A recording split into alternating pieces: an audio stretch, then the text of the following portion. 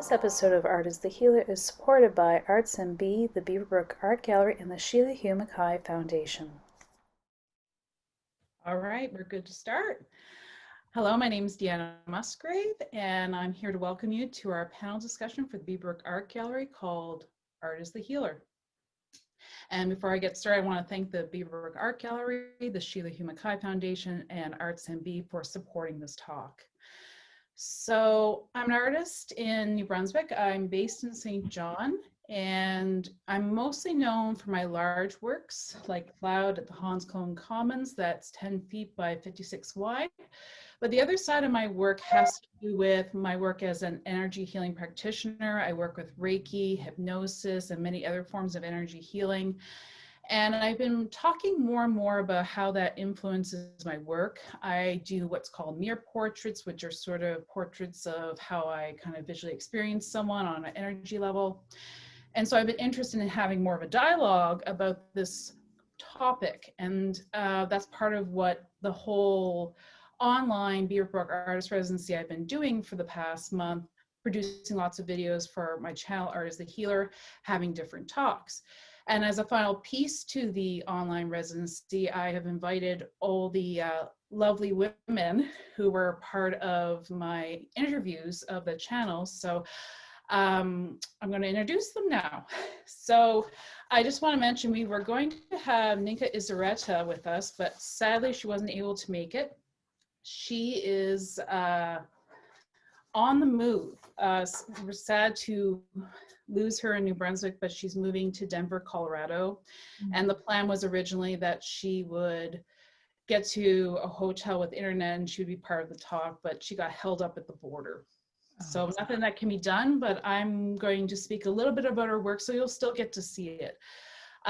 So when I introduce you, if you could just wave so people know who you are, I first want to introduce Maggie McLaughlin. And Maggie McLaughlin is author of the recently published book, A Healing Gift, Cognitive Energy Healing. And I actually have it here if you want to see it.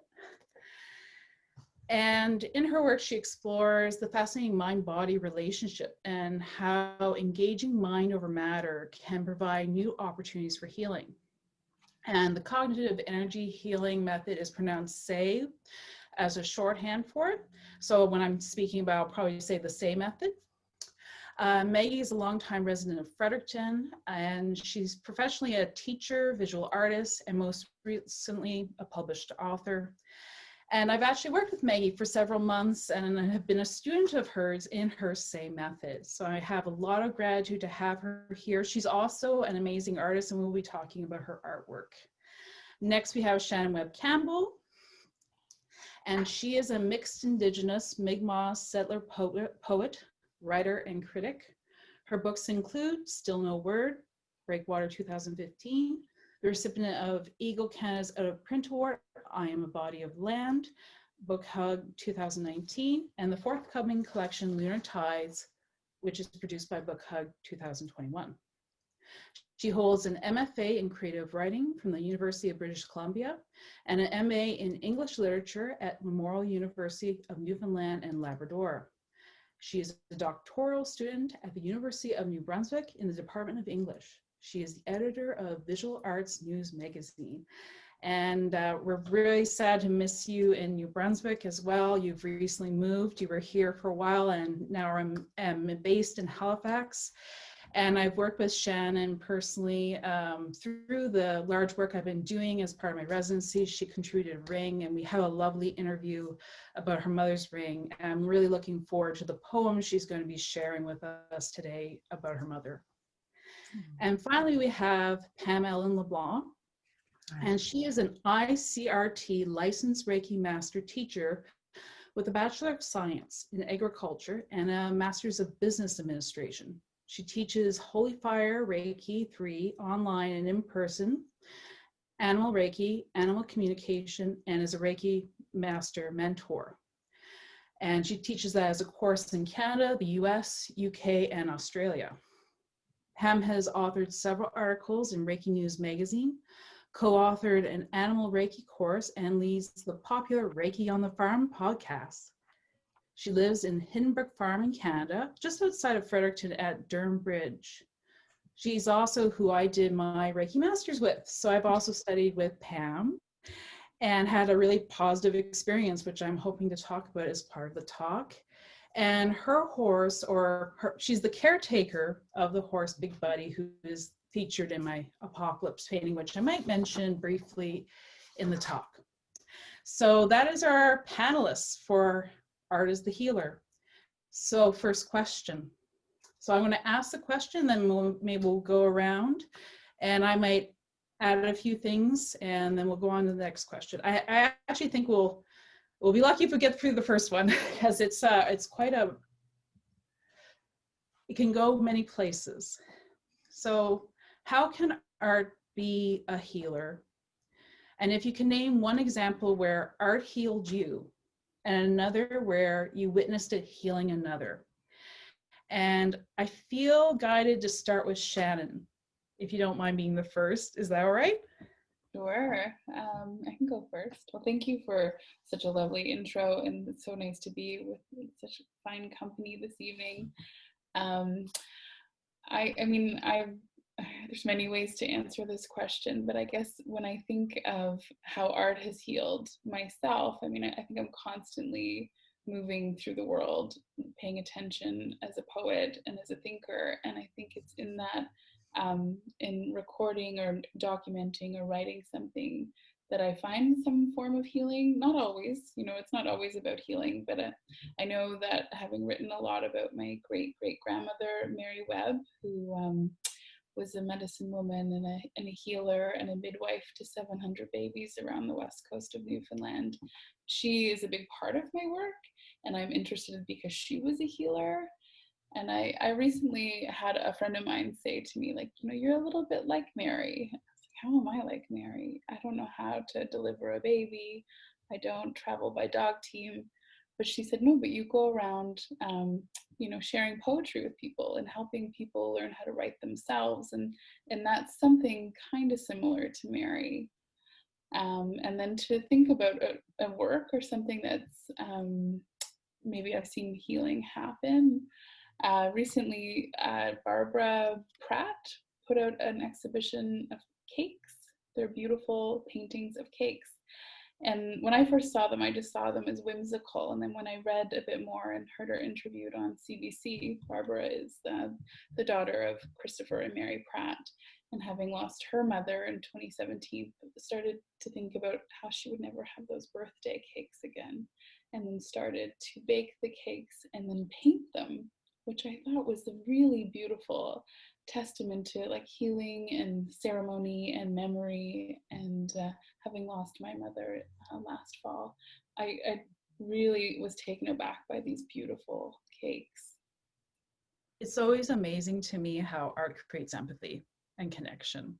And that's what comes up for me when you're speaking about Barbara's cakes and finding that connection to her and her connection, that shared grief that you're both going through. I think art can help us to understand very complex human experiences. And you had mentioned being a teacher as well and sharing how you interpret the world. And I think it's reminding people like that there's beauty around us. I think right now when we're in such an apocalyptic time that we really need artists out there reminding us, there's something beautiful. Do you mind if I put up a picture of Mary Webb? I wanted to do it, but I didn't want to interrupt you. No, go ahead. Oh, she's amazing. Okay, so just a second. Share screen. So I think this is it. Sorry. Okay. Oh, here we go. There. Oh. So that is your grandmother, Mary Webb. Yeah. And you in the article, I took a screenshot, I hope you don't mind, of the article you wrote about her. And so this is The Healers, and it mentions how she was featured in a graphic novel. So there. Oh, wonderful. That's beautiful. So anything else you wanted to mention, Shannon? I mean, around Mary or around the question? Or were you good? Were you done with the? Yeah, I think I'm ready to pass along. Okay. Maggie, are you good to go? Yes, I guess. Okay. You see, first, I guess for myself, well, as I'm a painter, I find that a lot of my work is actually coming from my subconscious, and I just go with the flow. And I've learned a lot in that journey, because a lot of times at the time, I don't know what the message is going to be. But once the work is complete, and sometimes I have to live with it for a while before I actually see how significant it is in my life. So I've had a number of experiences like that, and that's been really transformative. And I think then there came a very strange time when I was thinking that I wanted to paint, but all I could do was draw spirals. But that was because I had to, for a brief period, change my path, and that was moving towards writing. And I had never even imagined myself a writer, but I did it. And it really is very fulfilling, and I've learned a lot and had a lot of amazing experiences since. Going beyond myself, I would like to speak to a couple of things. In Eskumiak in New Brunswick, there is an amazing monument. And I don't know if anyone here has seen it. Anyone here seen it? It is to the fishermen. And these were men and teenage boys, 35 in all, who were lost off the coast of New Brunswick during a bad storm. Yes. And Claude Roussel was commissioned by Lord Beaverbrook to do a sculpture. The sculpture is absolutely riveting. And I'm thinking of a piece of work that actually helped to heal the loss of a community, because it speaks so profoundly of their deep loss, but also of the love and the importance of their lives. And then thinking on the same thing, I was thinking about Pablo, if we go out into the big world, Pablo Picasso, he painted Guernica because of his abhorrence of war.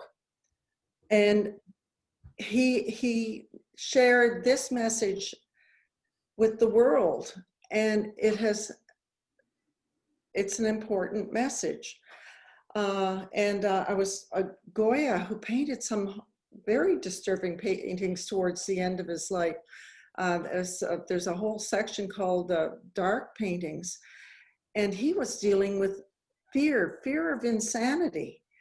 And so if you're working in paintings, you can really take it to a level of helping yourself, but helping others. You can sit in front of the huge mural by Monet that I got to see quite a few years ago when it was in Chicago, and just be spellbound. It's ethereal and earthly, but it was really spellbinding. So art has much to offer to heal, and for I think a lot of times for the artist it may be a learning journey, but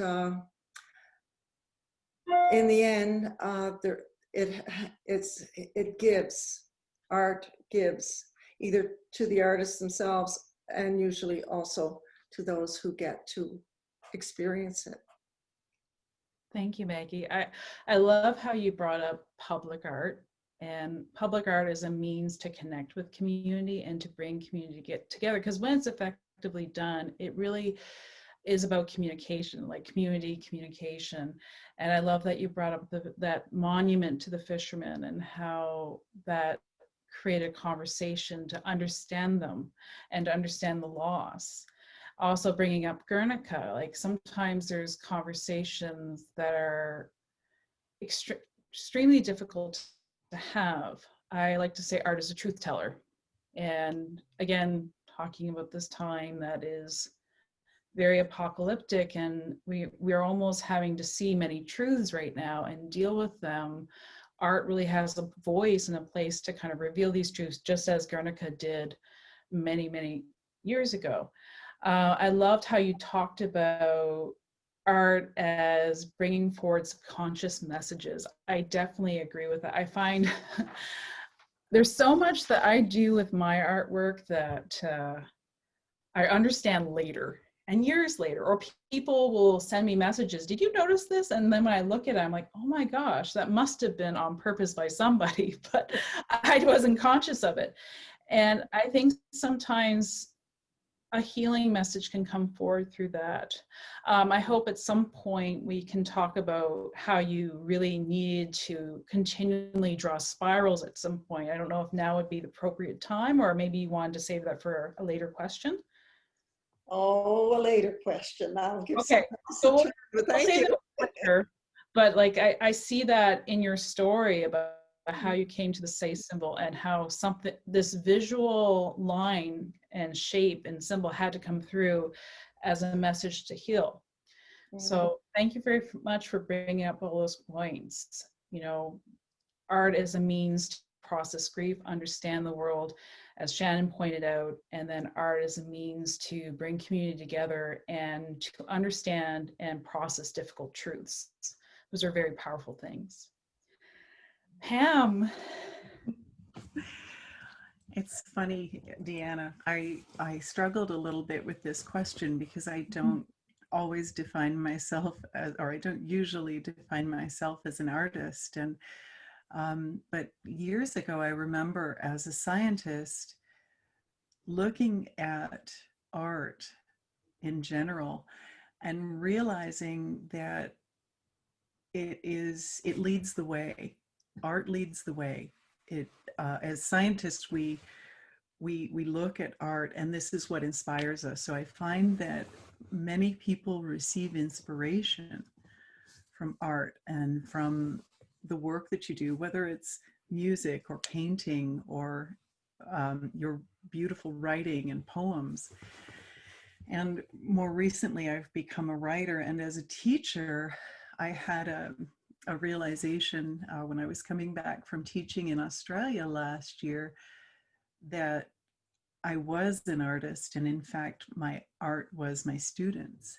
They were my masterpieces, and I used words and storytelling to create the situations and the understandings and those aha moments that they could then heal themselves and release trauma and just be inspired and filled with hope and grow. And I think that in addition to helping us deal with some of the painful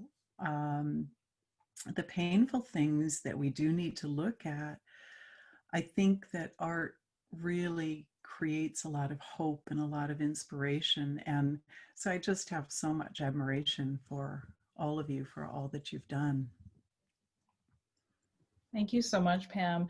A few things I was thinking about. I'm going to be writing notes as you speak, just because things will come in, and unless I write them down, I won't remember to bring them up. But you mentioned like defining yourself as an artist, and I'm of the opinion that we're all here to be creators.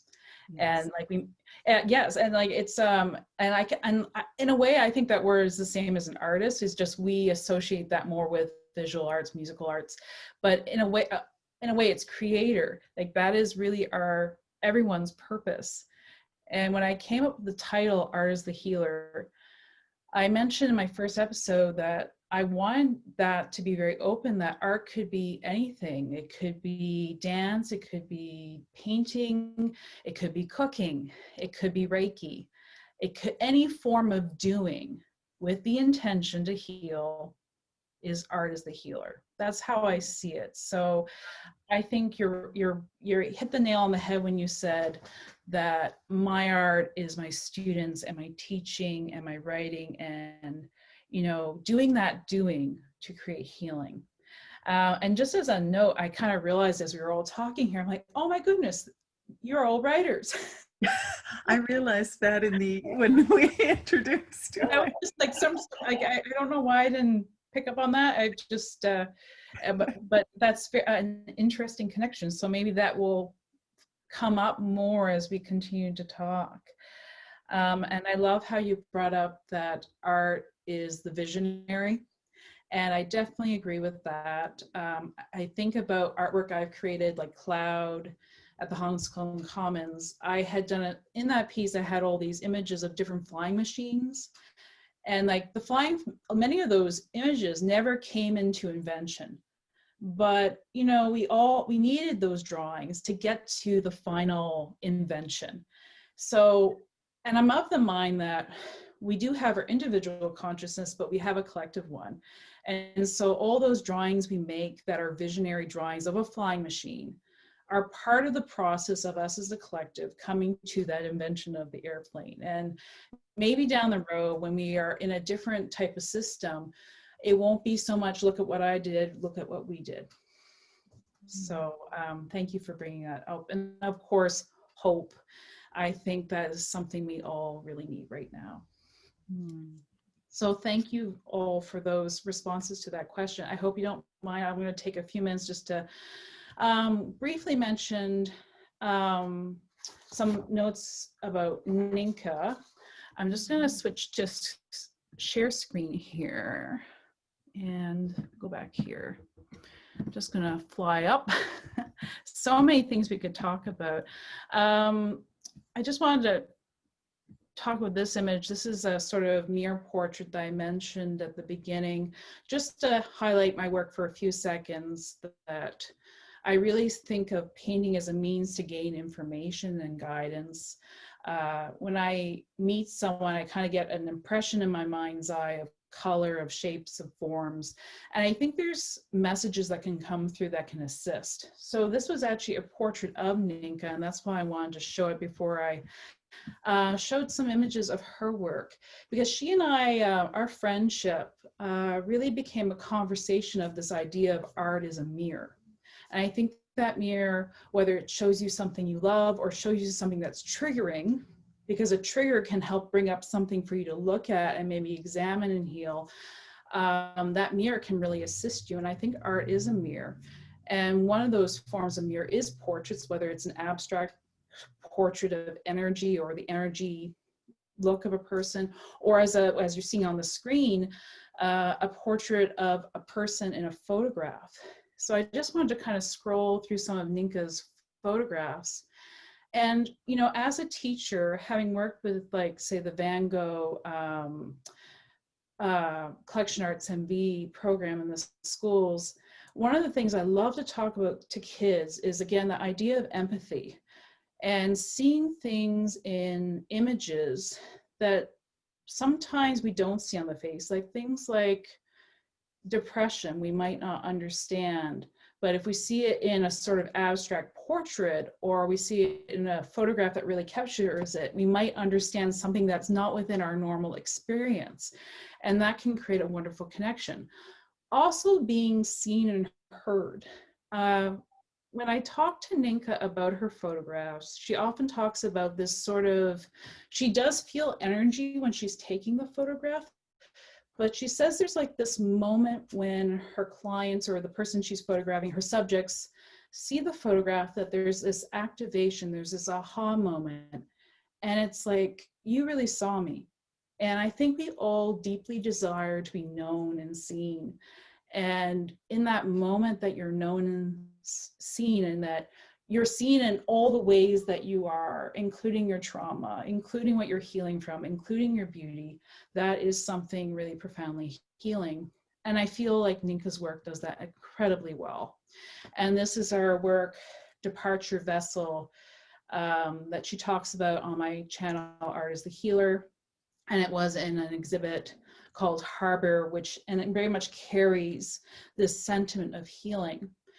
The other thing with her work and this particular subject, she took it a step further into a sort of ritual within performance art. And I want to showcase that here for a second, where she decided to burn a photograph. And the whole purpose from the beginning was to burn a photograph, which is an interesting way to decide to make art that you're going to destroy, because usually we make art to be hung on a wall and for it to last forever. But her whole purpose in making this work was to burn it. And in the burning, there's something released and let go of. And so here's some images that you can see. She recorded. If you go on her website, you can watch a video of the burning. And there's just something really powerful about the releasing, the burning away of what was captured in the photograph. And that's her with her subject. And this is another photo of hers. So I think that's what I will say for Ninka. So I see that as sort of an ode to Ninka Zaretta. We miss her very much in New Brunswick, and very excited to see what more work she does as an artist healer. So is there anything else we want to say about that first question? We're good. So let's move on to the second one. So what artwork or creative action are you working on now, which you wish to discuss, and I'll put up on the screen if we have an image, that you feel is healing and part of this theme of art as a healer? And for this one, I feel like I'm getting Maggie. Is that okay? That's okay. What image would you like to talk about? I have quite a few of yours. Let me see. Let's go to the one I call Awakening. Okay. I believe it's in my files as Living on the Wind. No, but Awakening is 3 women figures ascending. There you are. That's Yeah. the one? Okay. Yes.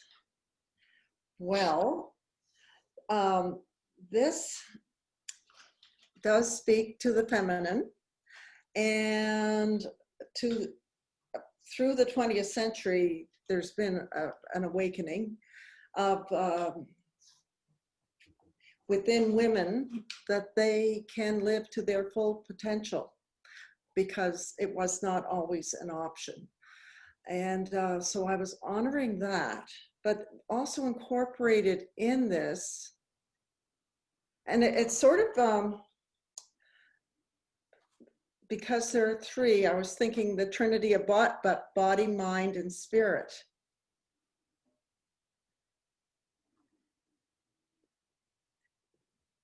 And I'm just noticing now, and I hadn't noticed it before, but they're not all together. One's part, I'll have to figure that part out. Not there yet.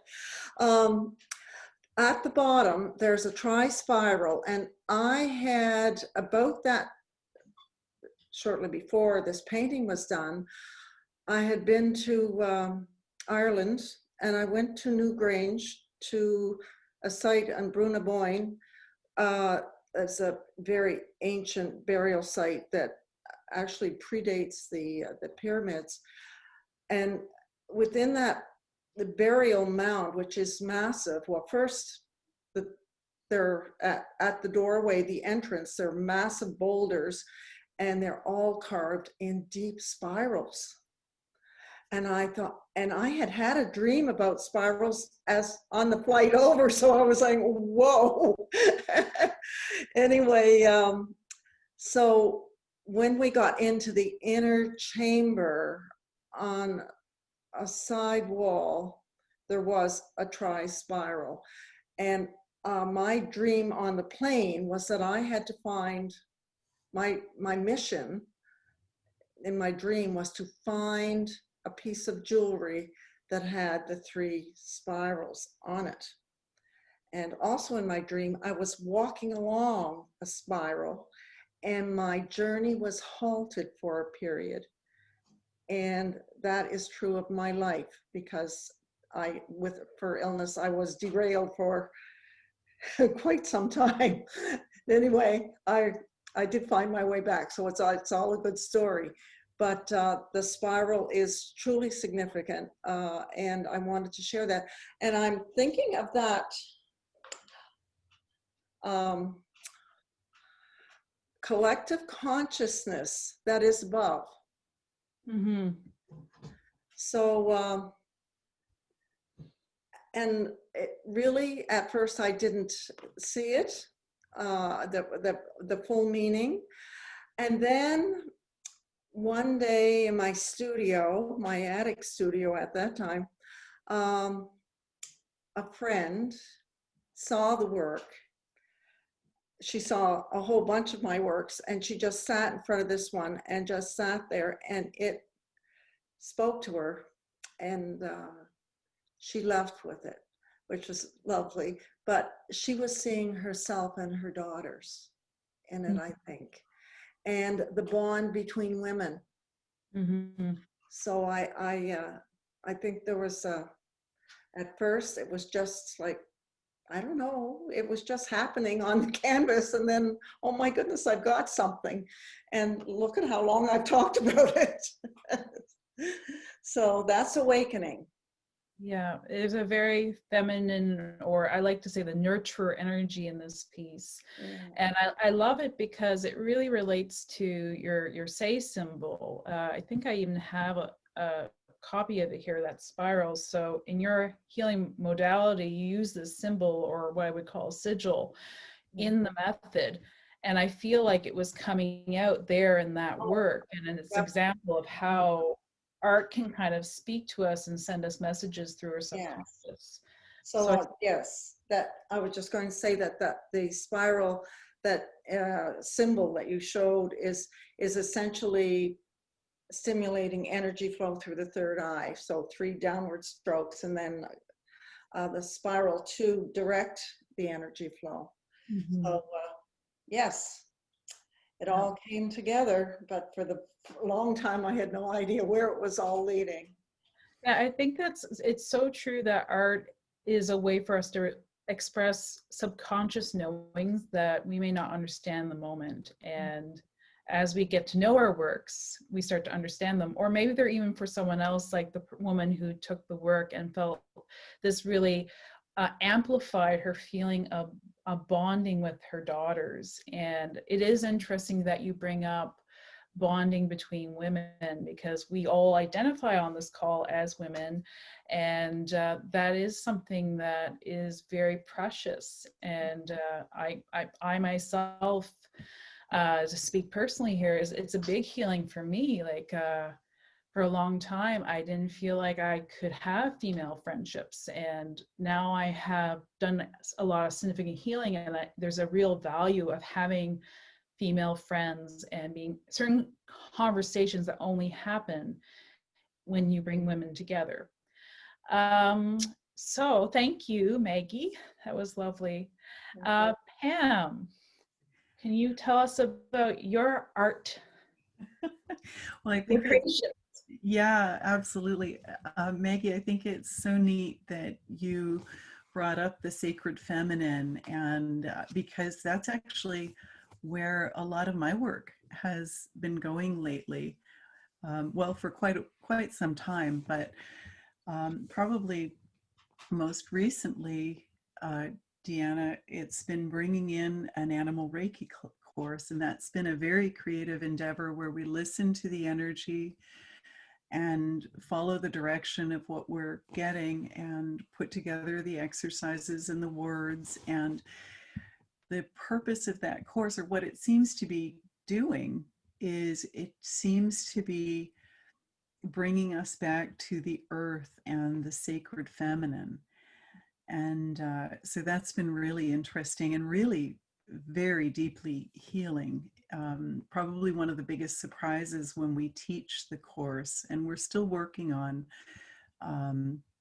aspects of it. There's more information coming all the time, is how much the students, they're usually there to learn to heal the animals, but they actually receive just enormous amount of healing themselves in order to put them into a position to better do that. So that was something that was surprising in that.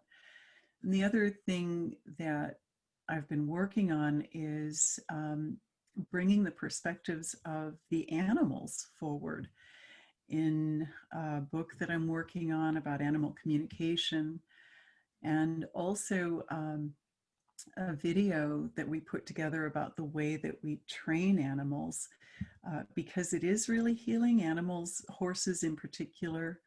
I guess it's about training horses, and horses in particular have normally been trained in rather brutal and unkindly in the past. And our methods are so very different. And I don't know if I realized until I was really looking at your painting, Maggie, that our methods are bringing the feminine perspective and a more feminine way of doing things. And I think it's healing past trauma, not just, I usually have people, I just recently held a clinic where we trained 2 of our 2-year-old horses, and people were in tears and overwhelmed because it was so gentle, I guess. And the horses just, it seemed to heal something in both the horses who were participating as well as the humans who were watching. So it was really, yeah, I'm actually looking forward to getting that documentary together and being able to share it with the world, because I do know that we've learned something here. And that's funny, I think until tonight, I don't know that I realized that that was art. I think I keep looking at it through the lens of a scientist. And Almost certainly, it's like you have video and you're editing it to show it in a sequence of image. My cat's scratching at the door, sorry. we're talking about the animals. She's like, I don't want to be part of the conversation. She's a diva, but I love her. But Yeah. sorry, getting back to the animals, I think when I think about, and you're talking about people being moved by finding out there's a new way to relate to animals, a way of the nurturer, I think that's really profound. I took your animal communication course, and it really clarified many things for me about how I relate to animals, but honed certain things I was doing that really has changed my relationship with them. And I think that's something that's really going to be coming up in the next decade, is how we connect with animals. And one thing I also feel guided to say is that, and I address this in my Art as the Healer channel, just about when Reiki healers are talking about feminine and masculine, that everyone has a feminine and masculine aspect. And there's like a positive feminine, a positive masculine, a toxic feminine, and a toxic masculine. And that in many ways, when we're saying feminine, we're kind of talking about the way of the nurturer. So instead of trying to control the horse, we are nurturing the horse and having a balanced relationship. And I really value you bringing that into the conversation. Thank you. Well, thank you. And Shannon. It's just so inspiring and nurturing to listen to each of you speak. I feel so full. I mean, in my work, my most recent collection, Lunar Tides, I started writing it when I was living in St. John and on the Bay of Fundy. It's a lot around death and illness. My mother was very sick with cancer, and I never wrote about her while she was alive. She didn't really want me to. And I think part of losing her made me realize how much feminine energy I've lost. I'm not with women as much, and she was always my go-to. So I'm finding my way through the grief, writing about it. But also I had a class last winter on Virginia Woolf, who I'd never read, and I read almost everything by her, going through this grieving process and starting to write almost in relation to some of her work. And I never imagined that I would connect with her, or anything in such a profound way. And it's been an interesting parallel because Virginia is a bit of a tragic figure, but also this prolific writer. So yeah, it's mostly through my most recent work that I'm finding it's company, it's healing, it's somewhere that I can express some things that I can't say elsewhere. And I think my work did that in the past. Like when I think of my first book, Still No Word, there was a poem about crying out to unseen ancestors, and then it was Still No Word. The next collection, I'm a Body of Land, I think I recognize that my ancestors are with me, and I write with them and I can think with them. But the probably shocking loss of my mother, has sideswiped a lot of things for me. And there's something about the tides, the returning of the tides and the moon cycles that make me feel very close to her. Like it's really beautiful that it's a full moon tomorrow. It's the second full moon of this month, and the blue moon. And I feel like this great connection, just being able to even have a space to talk about this and to listen to how the feminine and relationships between animals and people and family, as we are all one big family. It really strikes me how you're talking about nature, to look to nature, and Pam mentioning to look to animals, and Maggie to look to, our bonds as lessons and teachers of how to process profoundly difficult things. Mm-hmm. So nature and animals can be our teacher to help us see the way out of grief. And to sit with it. Because it's a long journey. And it's not like, for me, having gone through many tragic grieving, still in tragic grief, it's a change. It's a lifelong change, and it's not about pretending that, it's not about it getting better and pretending it's gone. It's about traveling with it and creating meaning with it can help to make it a little lighter to carry and create some beauty and help other people. One of the other things that's coming through to say to you is that we've had conversations, I hope you don't mind me saying this, one-on-one, where I said, I feel like we're all healers on this conversation. You said, I don't feel like I'm a healer, I just talk about my own healing. And what I feel like saying is that, to me, like, I read this, it was actually some wisdom from a meme, but it's that healers are people who, process and work through things like grief and then show it to the world how they did it, because it helps others to see how they can heal. And I think that's part of how you function as a healer. That's really beautiful. I do recognize that earlier this week, I think we had a conversation, Deanna, and then afterwards I read something somewhere about healing is in such small moments. And I really sat with it, thinking it is small. It's in the everyday. It's how you talked about art being in what we cook and what we read and how we reflect and the animals and the care. Like, I think it's larger, but it's also very small too. Yeah. And when you say large and small, something that's coming in is thinking about quantum particles. How in the smallest quantum particle is this expansive space that is like the universe.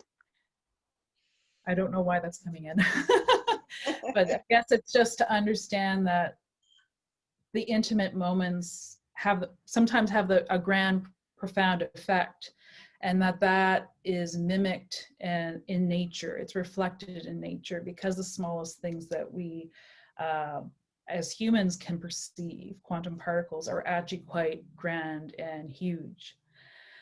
So, believe it or not, we are 43 minutes in. So what we were hoping to do is do the panel discussion for 45 minutes and then leave 5 to 10 minutes for questions. So why don't we skip to the last question, and then if there's not many questions from the audience, we can maybe tackle one of the ones that we skipped over, if that's all right with you. So the final question was, I feel like we all here have an intention of wanting to create healing right now. The world needs this. I don't think anyone listening to this talk will disagree with 2020 as it is, that we don't need healing.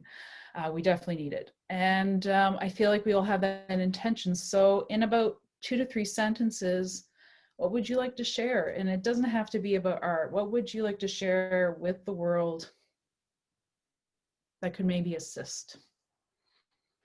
And Pam, I'm going to put you on the spot because I haven't put you on the spot first. Oh, good. It's my favorite question. Oh, good. One of the things that I like to do is help people change their perspective. And there's 7 billion people on the planet, and there are 7 billion different perspectives and different realities. And you talked about empathy, Deanna, about how much we can learn from somebody else's perspective or somebody else's reality. One of the things that's been really evident to me lately is that our thoughts can only come from 2 places, love or fear. Mm-hmm. And I think so many times that as artists, we, I guess, we can help people move and change their perspective from fear to love. We can bring them back into the place of love so that they can have hope and joy and process that fear. And I think just being aware of everything, every thought that we have and everything that we're doing, wait, is this coming from a place of love or from a place of fear? And I think so often as artists, that's what you do, is you move us out of fear and into love. And I think that's why what you do is so important. And what you do, Pam. Oh, thank you. Thank you. Shannon? Well, I mean, I've had a couple of thoughts when you've asked that question. First, I thought, I think it's okay to not be okay right now. Was one of the first things that came to my mind. You know, it's really a difficult, challenging world we're living in. But then I also started with my friend Richard Vaughn, who was an artist and arts critic and recently passed in Fredericton. But I was thinking about someone reflecting on what Richard did for them. And they said, Richard, you made me feel special. I hope that I made you feel special too. And I think that's what we're here to do, is to say you're special to me, and then to have that feeling back. That's wonderful. I'm so happy you brought him up, because many people listening will be from Fredericton, and they are going through that loss and that shock. And I think you bring up a really important point of making sure to say, you know, even though we're talking about love and looking to ways to be mindful, it's important to acknowledge that it's okay not to be okay. Because when we do that, it can be gaslighting. I think a lot of times when we talk about these things, we are aware, but sometimes when we're on a talk and we're talking about all these wonderful things, it might seem like we are ignoring that aspect of it. But so it's important to acknowledge that, yeah, it's okay to fall apart, and it's okay to share that. And it's really important right now that if you're in a position of groundedness, to hold space for those who need it. And it's okay to say to someone, I need you. So thank you for bringing up that point. It's very important. For sure. Maggie? I would like to speak to your beautiful and amazing and still happening, still being painted mural called Transcendence, a painting, an apocalyptic painting with hope and an opportunity to address change creatively. It brought to mind a poem I wrote a long time ago at a very critical time in my life, and it was at the same time, in conjunction with it, I was doing a painting. And I'm wondering if you wouldn't mind bringing that up to the screen. Yeah. So it was this painting, was it, Maggie? That one, yes. A painting called Living on the Wind. And I wrote a poem of the same title. And it speaks to exactly what I experienced personally as a transcendent experience as a result of coming out of a very difficult time. So moving from crisis to new life and new hope and an opportunity to be creative and grow. And if this is just a short poem, so bear with me. Living on the wind. Divine silence descends. Quiet stillness embraced. Lifted up on gentle breezes. Upon the wind we soar. Wings glide on golden light. Silken waters flowing toward a crimson fire dance.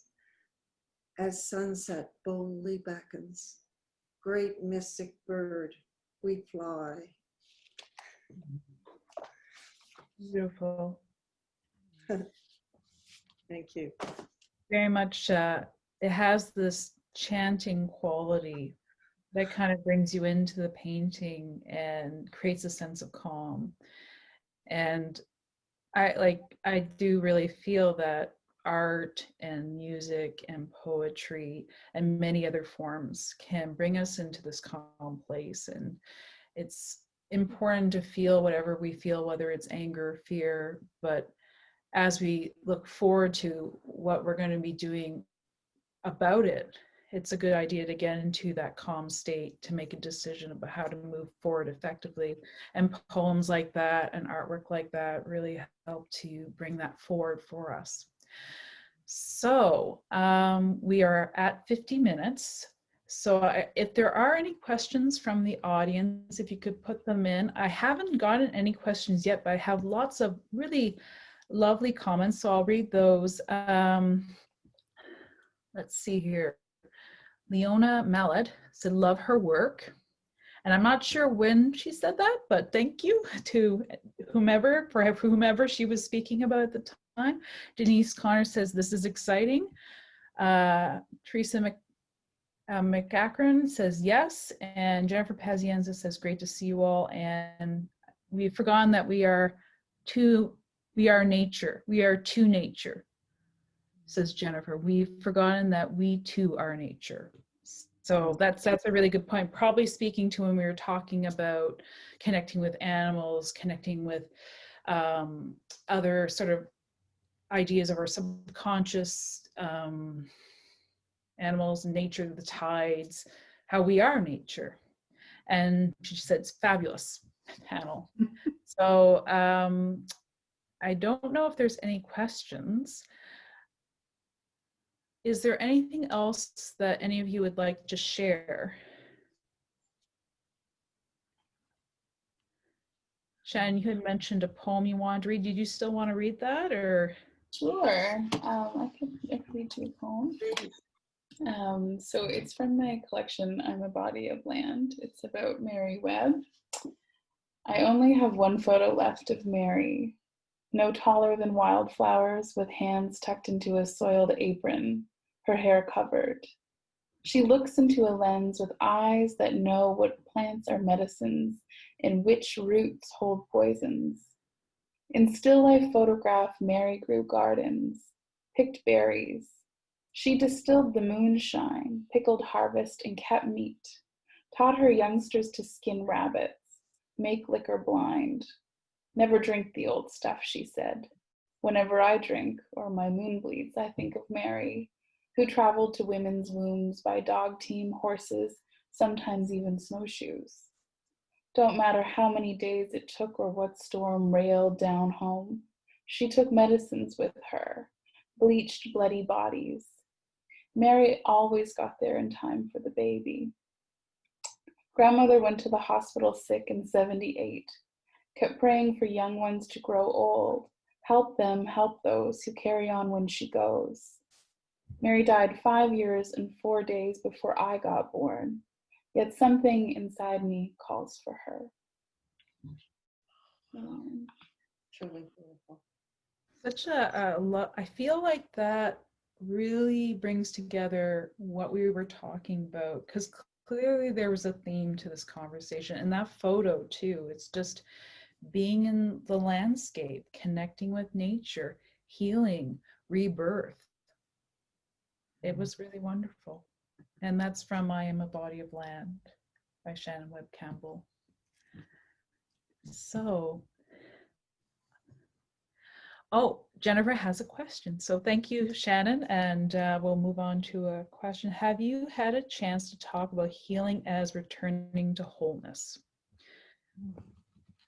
So why don't we address that question? How do you feel about that statement? Healing is a return to wholeness. Maybe we could each respond. Anyone like to go first? Sure, I can go first. Okay, thank you, Pam.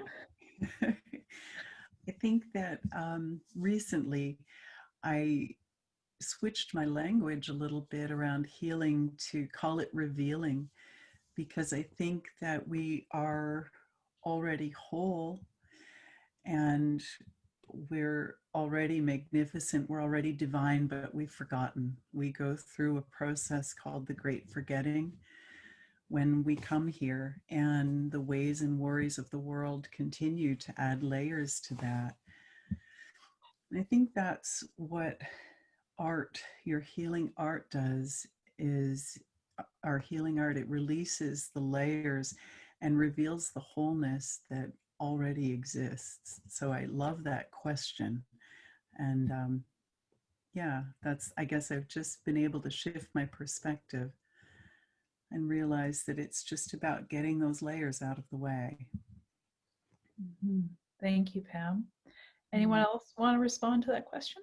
Maggie? Okay. The statement, I am enough.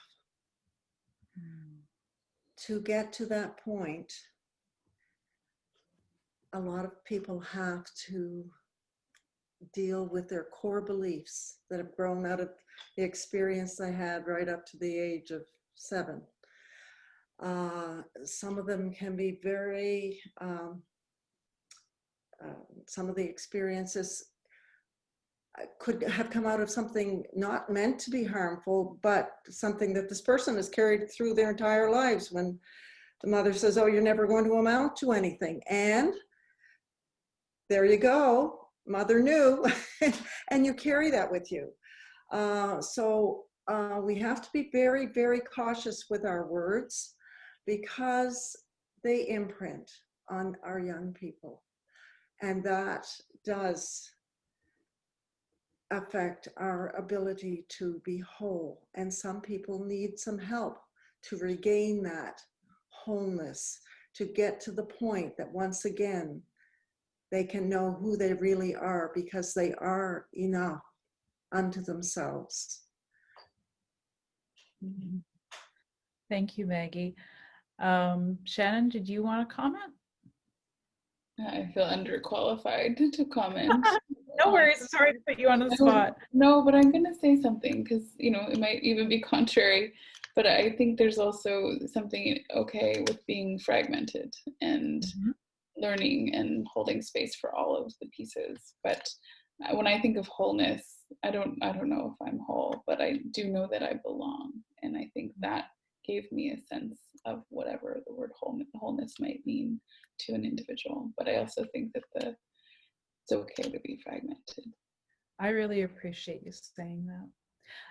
I really resonate with what everyone said. I feel like we're on the same page, just saying it in different ways. I even say on my website with the mirror portraits, it's helping you to see your wholeness within, that you are already whole, that we are works in progress, and that is whole. It's just changing what we have on our canvas, and that maybe there's a program, I call them programs, like what Maggie was referring to, when we have a limiting belief that has been programmed into us as children that maybe isn't serving us anymore. Maybe it served a purpose for a time, but not anymore.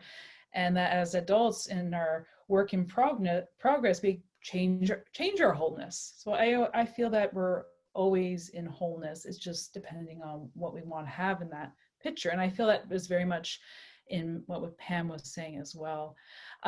Jennifer, and Jennifer agrees, thank you. She wanted to add to the question. She said that I'm referring to the origins of the word healing, that its origins in holiness, wholeness. So holiness, HOLINESS, versus wholeness, WHOLENESS.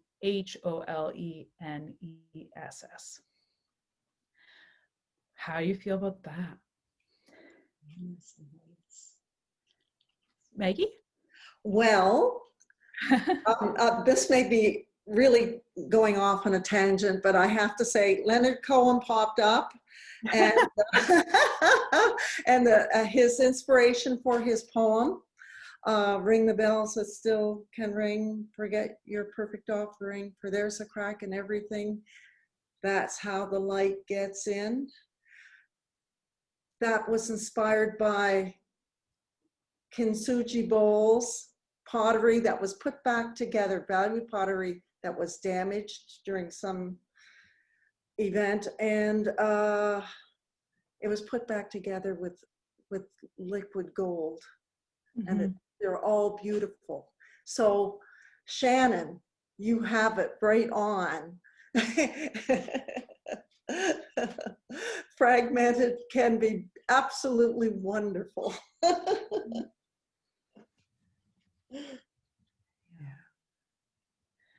I love that style of pottery. That I believe it's an Asian process. I can't speak to Japanese, it. Yes. Japanese, thank you. I wasn't sure, but that, you know, when a pot is broken, that you bring the pieces together and you fuse them with gold, and it's even more beautiful. Mm. But getting back to Jennifer's question about holiness and wholeness, any thoughts more on that? That's a tricky one, heavy, deep. You need, it's one of those statements you need to ruminate on. We need Leonard. Does anyone else want to say anything? I could say a few words about it. Yeah. I'll just mention, Deanna, that that was a discussion when a style of Reiki that I practice, Holy Fire Reiki, and it's actually not intended to be, even though it is spelled holy, H-O-L-Y, it's intended to be whole, as in W-H-O-L-E. And so it is a really neat discussion. I'm anxious to hear what you have to say about it. Well, I am on the spot, and I'm just kind of gonna let whatever comes through comes through.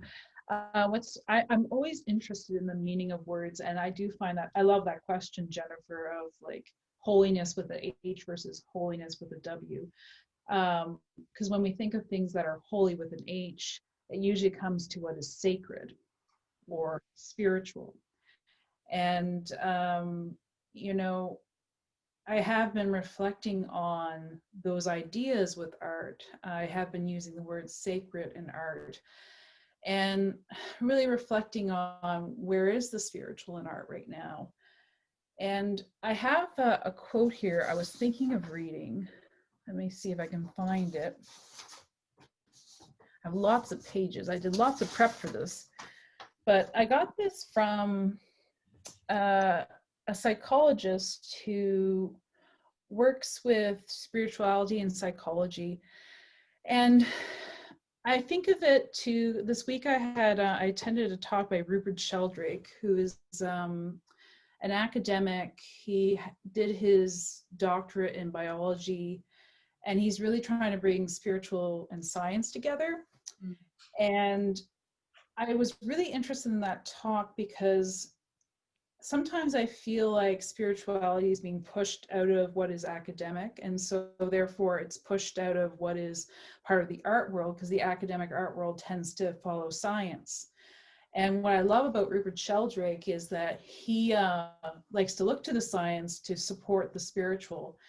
And in the talk, he talked about how atheists are now turning to spiritual practices. They don't have to be spiritual, quote unquote, but that they'll do meditation because it's really healthy to do that. And I'm almost of the mind that it's a human, these are practices that have been put under an umbrella or codification system that is spiritual, but really have the roots in being human. And that practices like having gratitude, which is part of the realm of the spiritual, is really healthy for a human to have, or the practices of meditating, or of going on pilgrimages and repeating that pilgrimage over time to create meaning. Those are things that we can really look at as human. So this quote I have by Nigel Bone is just on how psychologists define spirituality when working in counseling. And I want to read it, and I want to read it again, but replace the word spiritual with art.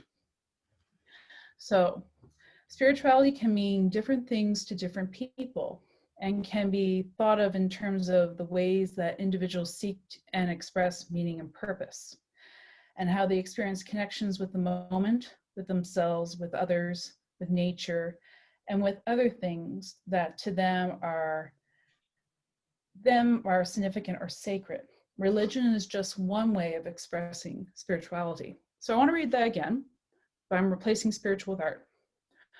Art can mean different things to different people, and can be thought of in terms of the ways that individuals seek and express meaning and purpose, and how they experience connections with the moment, with themselves, with others, with nature, and with other things that to them are significant or sacred.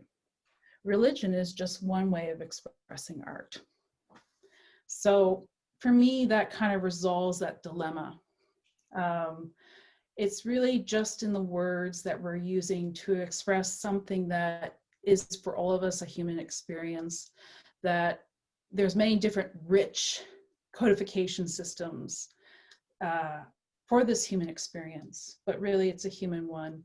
So when we're returning to wholeness, as Jennifer was asking, we're returning to this holiness that is really a human experience, but we might just associate that word with certain types of codification systems. I hope that makes sense. That's brilliant. Oh, thank goodness. Brilliant. I wasn't sure how I was going to answer that question. So I'm glad that was okay. I hope that, Jennifer, you're happy with that answer. So there's no more questions. I feel like we're coming to a close. I can't express enough gratitude to you for coming on this talk, which, you know, is in many ways radical. You know, this is the very first online panel discussion for the Beaverbrook, but it's also, you know, talking about things that are very old, but I feel like they haven't been discussed in the art world for a very long time. And I think having a panel of women from different walks of life expressing their creator cause in different ways really led to interesting discussion that I appreciated. So thank you so much. Thank you. Thank you. Thank you. We're all grateful to you, Deanna. We are. This is lovely. And so that ends our discussion of art as the healer. Thank you all so much. Bye-bye. Bye.